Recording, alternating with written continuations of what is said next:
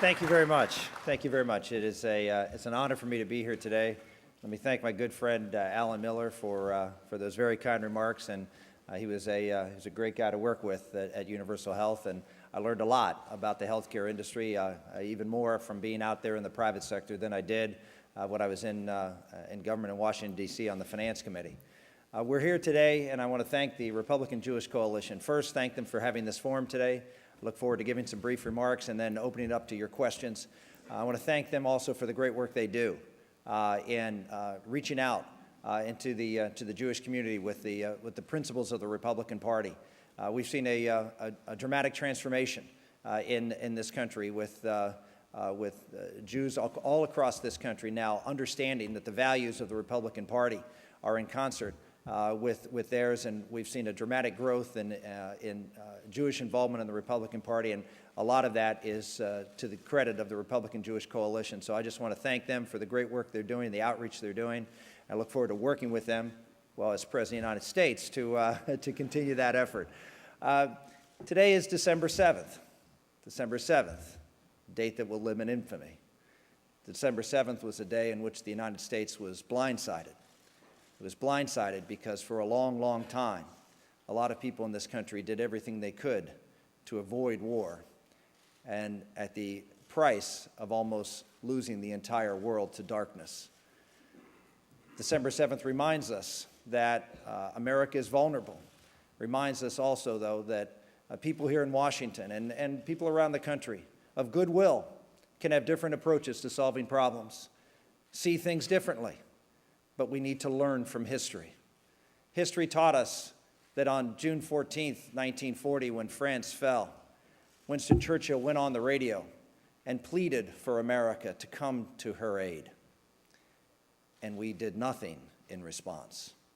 In fact, we did worse than nothing. We debated and we tried. In fact, in the summer of 1941, fully a year after the Battle of Britain, after all of Europe had gone dark and the Pacific was going dark too under Japanese rule, we had a debate on the floor of the House of Representatives to determine whether we would in fact abolish the draft.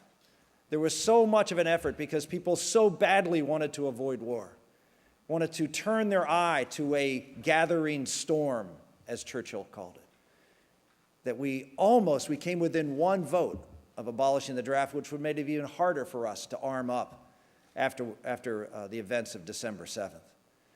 I know people in this country are tired of war. We are all tired of war. But our Pearl Harbor already happened. It happened 10 years ago on September 11th. And we need to understand that this war is unlike the war that we fought during World War II. It is, as many have termed it, the long war. Why do we call it the long war? We call it the long war because, well, this is a war that has been fought in the past, and it was long, 1,000 years long. Long with people who had radical ideas that they wanted to spread throughout the world and conquer Western civilization. Well, Western civilization won that long war, that 1,000-year war. And if not for one three-letter word, that war would still be over. But that three-letter word is oil. Oil has given the capability of the radical Islamists to retool and rearm and to have capabilities increasingly equal to our own. There are some who are the most radical and the most threatening, and yet we see in this administration a blind eye toward those radicals. In fact, in the last campaign, President Obama referred to the revolutionary Islamic government of Iran as a little country in the Middle East. Ladies and gentlemen, it is not a little country. It is a serious threat to the future of our country. In the entire region now, we see evidence of the president's policies of ignoring the threat of radical Islam. We see the naivete of going to Cairo and inviting the, quote, Islamic world to the table, encouraging the Palestinians to offer a statehood resolution fully over a year ago, hoping that that would be the case. We see the Arab Spring, which should have started, a real Arab Spring, should have started in the summer of 2009 with the revolution in Iran. But this president, faced with a regime, a tyrannical regime that has been at war with us since 1979, who has attacked the United States directly and indirectly multiple times, and most recently has been attacking our men and women in Afghanistan and Iraq with the most feared weapon used against us, IEDs manufactured in Iran, trained, insurgents trained in Iran, funded in Iran, and yet through 2 administrations we have done virtually nothing about that. And yet we had the opportunity in the summer of 2009, when a real revolution started, to do something. Back in 2004, I introduced a bill. We worked together, the Republican Jewish Coalition, and many friends and supporters of Israel worked together because we saw the threat that Iran was. Even in the midst of the wars in Iraq and Afghanistan, we all understood that the real existential threat to the state of Israel and a real threat to the security of this country long term was this theocracy in Iran. And so we worked together on a piece of legislation in 2004. I introduced it. I got no co-sponsors. It put sanctions on Iran on their nuclear program, which at the time our intelligence community said didn't exist. But we knew better. And at the time, we said there was no pro-democracy movement. It had been suppressed, effectively eliminated. But we said, no, we're going to help fund and nurture that pro-democracy movement because we know that there are decent people in Iran who want to overthrow this radical regime. And even though there were no co-sponsors within 18 months, when it became more apparent, and the RJC and other organizations did their work in educating people in Congress, we ended up with 60 co-sponsors. So I took the bill to the floor of the House and was opposed by none other than Joe Biden. I always have a suggestion when I talk to college students: if you're trying to figure out what your worldview is with respect to foreign policy, find out what Joe Biden thinks and then take the opposite opinion. And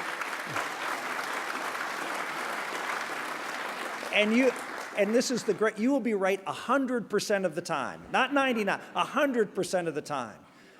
So Joe Biden, and ultimately, unfortunately, President Bush opposed our bill on the floor of the United States Senate, and we ended up failing by 3 votes. But within 4 months, once the negotiations with Iran collapsed in the summer of 2006, very near the exact bill passed unanimously in the House and Senate. And here we had in place sanctions on their nuclear programs, funding that was going to go to help this pro-democracy movement. And the past administration and this administration did not spend the resources to develop those relationships and to empower those in the streets. And when 2009 came around, we had no ties, we had no effect, and worse yet, the President of the United States stood ambivalent to the cries of those in the streets pleading for the Americans to take a stand. We took no stand, and they fell.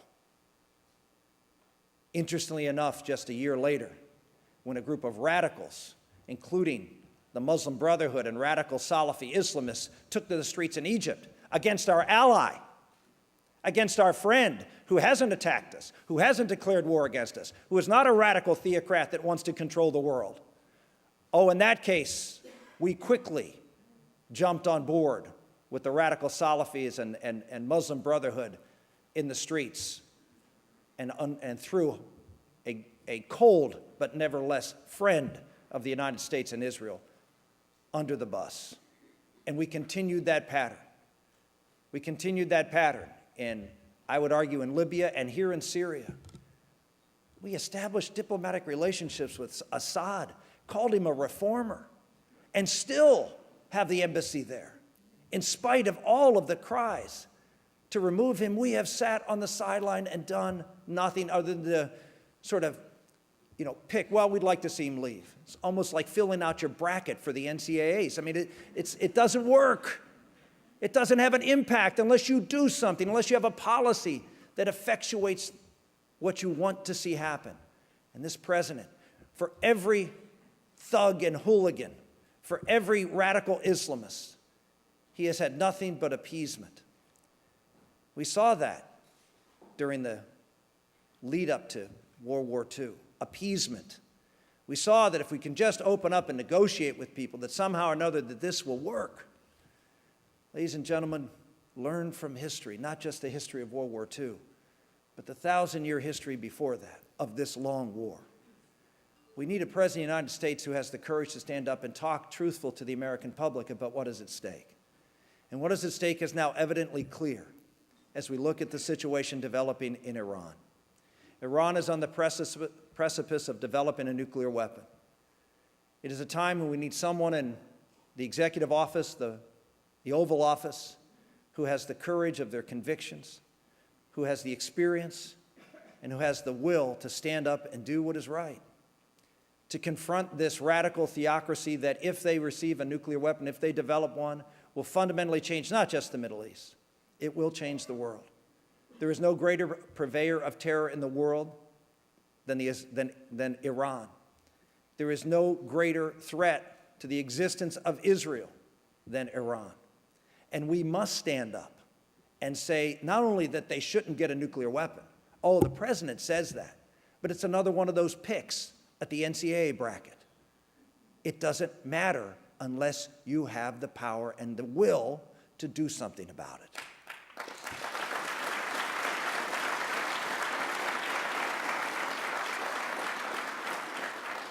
Ladies and gentlemen, I laid out a 4-point plan of what I would do as I was President of the United States, and it's backed up from a record of working, again, with you over the years, and working as I did on the Armed Services Committee with the Missile Defense Program, visited some of those sites when I was in Israel as a member of that committee, helped fund joint programs so we could protect Israel from those missiles.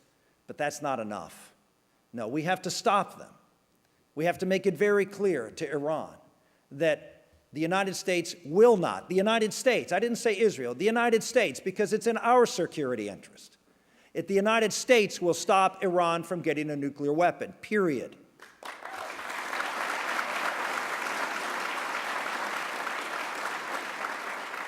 Before I tell you how we would do that, I will tell you why it's important. Iran is different as a nuclear power than any other power that exists. Iran is not a country where mutual assured destruction will work. As Bernard Lewis, I think, once said, mutual assured destruction works if you're a country that is basically atheistic, as the Soviet Union was, and believes that once life extinguished in this world, it's over. It's different if you're a radical Islamic Republic of Iran that believes that the principal virtue, and this is what Ahmadinejad has said repeatedly, the principal virtue of the Revolutionary Republic of Iran is martyrdom. This is what they hope for, because, of course, it will deliver them to their 72 virgins. Bernard Lewis said that mutual assured destruction is not a deterrent to Iran. It is an inducement to Iran. Ladies and gentlemen, we cannot sit and hope to contain Iran.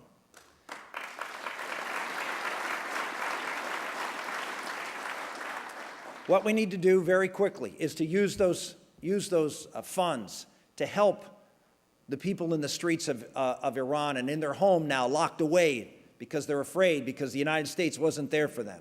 We need to help them. We need to give them funds. We need to provide strike funds for the folks that are striking and trying to disrupt the government. We need to provide all sorts of support, from telecommunications and otherwise, to those who would like to see, and it means verbal support, for a new regime in Iran. We need to have sanctions, yes, like the sanctions that passed in the United States Senate, where we do some things to actually cripple Iran and their ability to continue to conduct businesses and economy. We need to shut off their oil supply. Oh, I understand the Chinese will continue to buy oil, but if you're the only customer of Iranian oil, you're not going to pay the world market for oil, are you? You're going to pay a lot less, and that means it's going to hurt their economy very, very much. We need to say very clearly that we will be conducting covert activity to do everything we can to stop their nuclear program. And that means using covert activity like may have occurred at the missile site just recently in Iran, right? I would like to think the United States was involved in that. I would like to think that we had something to do with that missile site.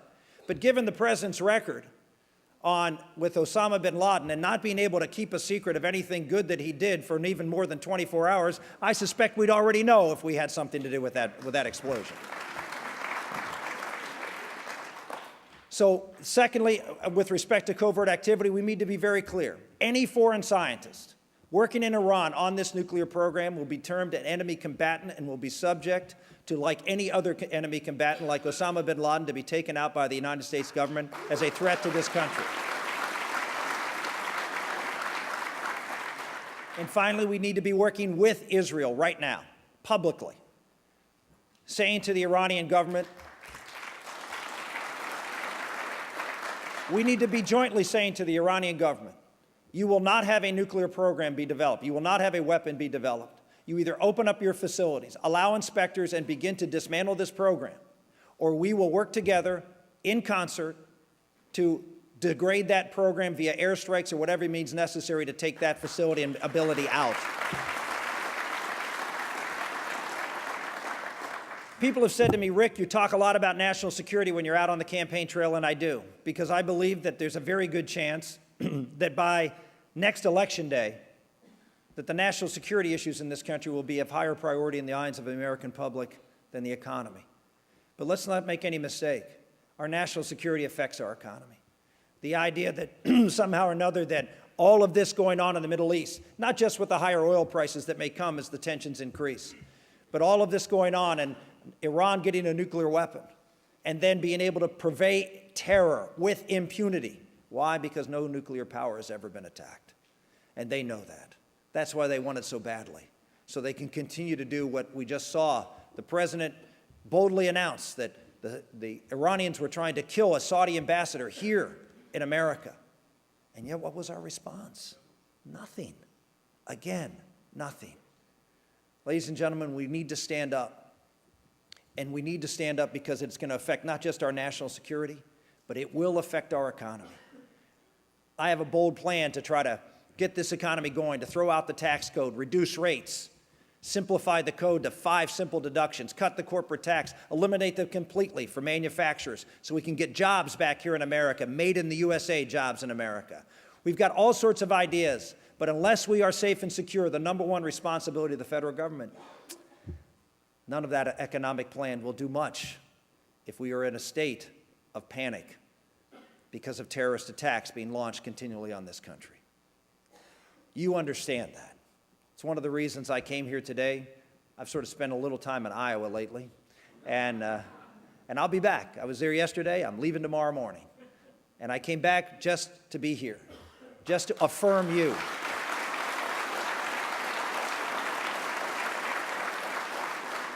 To affirm you that what you're standing for on economics and on national security at this critical time for both of those issues is critical for you to be here and to find the candidate in the Republican Party who has the courage of these convictions.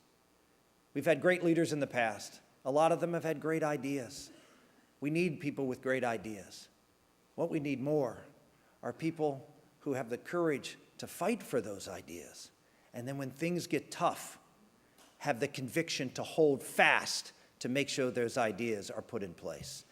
Ladies and gentlemen, if you look at my history, I think you'll see that we've worked together against my own administration, the Republican administration, and fought, and had the courage to fight for the values that I believed and we believed were important for the security of our country. And I held fast in spite of opposition, bipartisan opposition.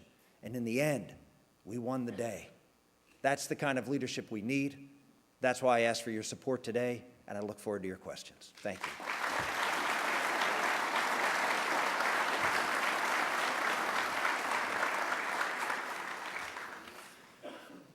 Where am I looking?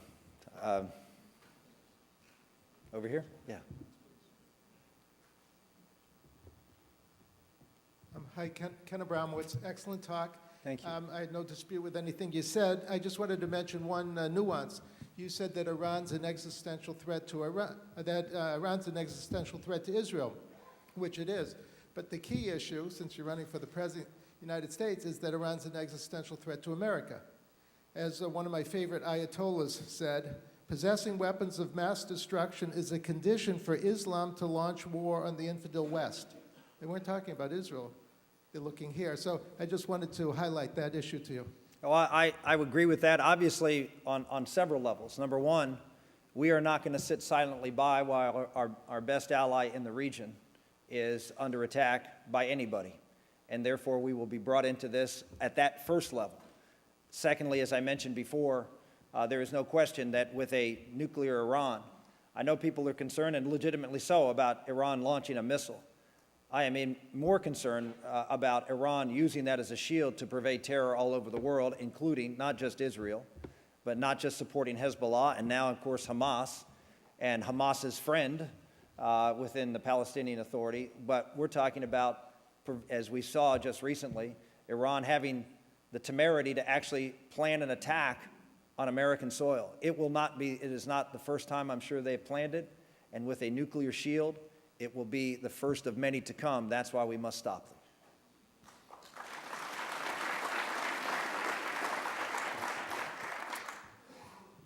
I guess over here still. Over here? Okay. My name is Peter Foreman. I love the fact that you mentioned that we should be wary of our dependence on oil. We're giving money to our enemies. Given that, what are you prepared to do to declare war on those oil dependencies? And are you willing to promote every alternative, including biofuels, which many experts say is the most credible substitute given our current infrastructure? Thank you very much for that question, and you're absolutely right. People talk about energy independence. I believe that energy is obviously the key to the economy of this country. The cheaper the energy is, the more available it is, the better our standard of living is going to be, the stronger our economy is going to be. This recession that we started because of a spike in oil prices. So national security does have an impact on this economy, even in this current crisis. And we need to do exactly the opposite of what this president is doing with respect to energy production in this country. Whether it's closing down pipelines or closing offshore drilling or deep water drilling or not opening up ANWR for exploration, for drilling. We've got an Alaska pipeline that is threatened of being shut down because there's simply not enough oil going through it right now, that the oil may, in a sense, congeal and not flow anymore because we just don't have the volume of heated oil going through. And I understand it gets a little cold up there this time of year. And so we need more production up there to keep the existing production online. And again, this president is doing everything he can to make us more and more dependent on the people that he is appeasing, which is just, a remarkable abdication of leadership and responsibility to protect the interests of Americans. I believe that we should, frankly, eliminate all energy subsidies. Eliminate them all. Let the marketplace work. Open up the market. Open up the market. Allow us to mine coal. Allow us to drill for oil and gas. Look at what happened in Pennsylvania. Pennsylvania, we had the second largest natural gas find in the world. When I left the United States Senate, gas was around $12. It's now $3.70. Why?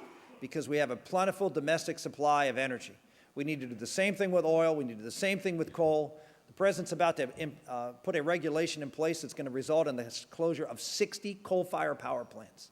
At the same time, we're moving to a 20% renewable fuel a clean energy standard for our electric grid, which we cannot get to and attain. We're talking about explosion of the cost of electricity in this country. We're going to cripple America.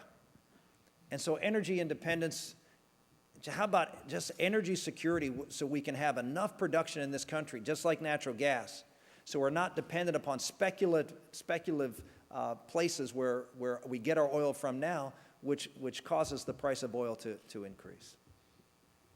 Yes. Senator Santorum, Dan Lederman from South Dakota. Hi, Dan. I'm sorry. I can't really, with these lights, I can't really see people very well. I just sort of see figures. Well, so, Dan, I was with Dan in Northwest Iowa a couple of days ago. He's a state senator from South Dakota, but he hangs out in Iowa a little bit.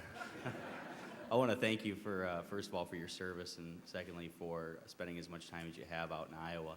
But my question is, what would you do, or what would the country look like with a Santorum administration in the first week? First thing we would do is on national security. You heard the plan that I outlined, and I pray, and I mean that. I do pray that we do not have an explosion in the Middle East and in Iran that proves that they have a nuclear weapons capability by the time January 20th, 2013 rolls around. If they have not done that, then the plan that I put in place will be the first thing I will do on day one. to make sure the United States is safe from this existential threat to Israel and to the United States and to Western civilization. So that's number one. Number two, I will go about the process of repealing Obamacare. I think that is the biggest threat to the... It is the biggest threat to freedom in this country. It will dramatically increase dependency in this country of people being addicted to government entitlements, as we all have seen, and the impact of that. We need to create stability and certainty and lower regulation and taxes for our business community. And repealing Obamacare, you can't waive it. It won't work. You can't get rid of it by executive order, but you can get rid of it. You guys work hard. RJC, you work hard, and you give us at least 3 United States Senate, a net 3 gain of Republicans in the United States Senate. You give us 50. I hope we can get a lot more than that. But you give us 50. We'll use the reconciliation process. We will gut Obamacare of all the taxes and all the spending. It will be a worthless document. So that's number two. I'll throw in number three. Obviously, we have to do something about the economy and the debt. And I put a proposal on the table recently that said we will cut $5 trillion over 5 years, that we will pass a pro-growth tax plan, which I laid out to you, and that will be step 2 and 3, if you will, of going out there and cutting government. I'll tell you, one of the first places I'll start is the State Department. To me, we have a State Department in this country that is constantly working against the interest of our country, and I would say the interest of the U.S.-Israel relationship, and they need to have a meat axe taken to them so that they know what direction we need to take. Yes, ma'am. Hi. One thing is, I think you ought to tell the folks what sign you have above your kitchen sink or in your kitchen. And go ahead. No, we Then do. I'll have my Karen question. and I, my wife Karen is here somewhere. I was trying to look for her, but I don't know where she is. But I was trying to introduce her, but I can't introduce her if I don't see her. So she's up on, okay, wherever she is, say hi, Karen. And Karen and I have been to Israel, and one of the things we did when we got there, this was many years ago. This was back in the 90s, the first time we went there, and we bought one of those tiles that said, "Pray for the peace of Jerusalem." And we have that on our kitchen right above our sink, and we pray that every day. As we all know, it is the epicenter of the world. It is where all of the major faiths come together, and unless we have that situation solved, quote, world peace is impossible. Thank you. Thank you. The question I have is the Gulf of Mexico, we could possibly call it our soft underbelly. I read a couple weeks ago that the drug cartels might start using submarines. When Prime Minister Ariel Sharon built the fence, terrorism reduced by 96%. We need to secure our borders, get rid of those tunnels. Hezbollah has a presence in Mexico. What are your plans for our border? Thank you very much. And at the national security debate here in Washington a couple of weeks ago, I was asked the question, what is the threat that we have not talked about? Now, we talked about immigration, we talked about defense, and I've been very clear about that I'm committed, been committed over the course of my career to building that fence, to securing our border, not just because of the economic impact on our country, but because of the national security impact on our country. I've been working and writing, when I was working on the Iran Freedom Support Act, one of the things that I began to notice was Iran's trying to spread their influence in Central and South America, particularly, as you know, with Hugo Chavez.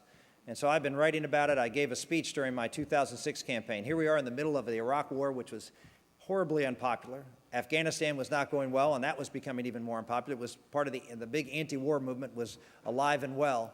And I went out and gave a speech in Pennsylvania called The Gathering Storm of the 21st Century, talking about many of the things we talked about here, but also including the problems that are now developing in Central and South America. You all know, most Americans don't, about the presence of jihadist training camps in Central and South America, about relationships between Chavez and Ortega and Castro and others. This is a threat in our hemisphere.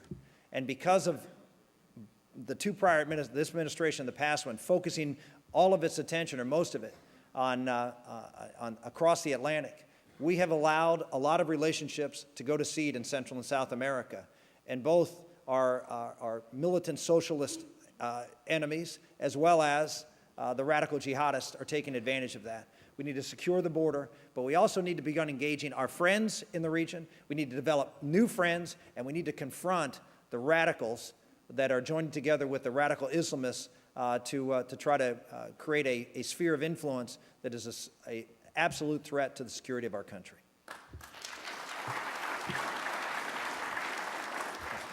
Senator Santorum, my name is Colin Mayer, I'm from Florida, and we thank you for everything you've done for the pro-Israel community. You've been amazing. Thank you.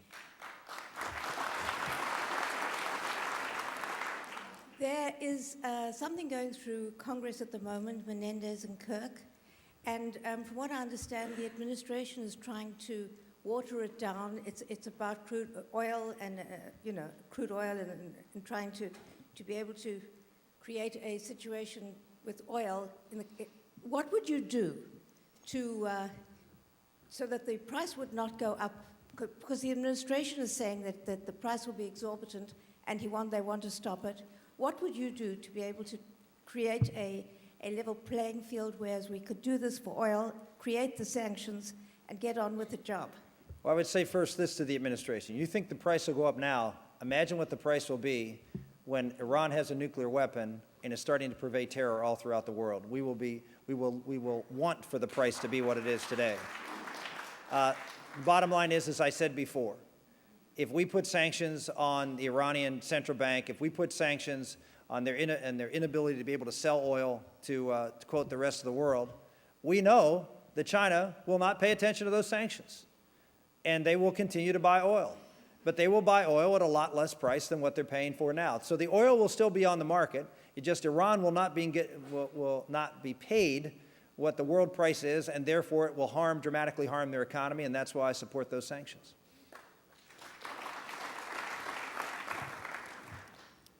Good morning, Senator Santorum. Thanks for coming today. I'm Dr. Christine Longshore from Bucks County, Pennsylvania. Thank you. Little shout out for Pennsylvania, good. A lot of my friends are moderates and independents.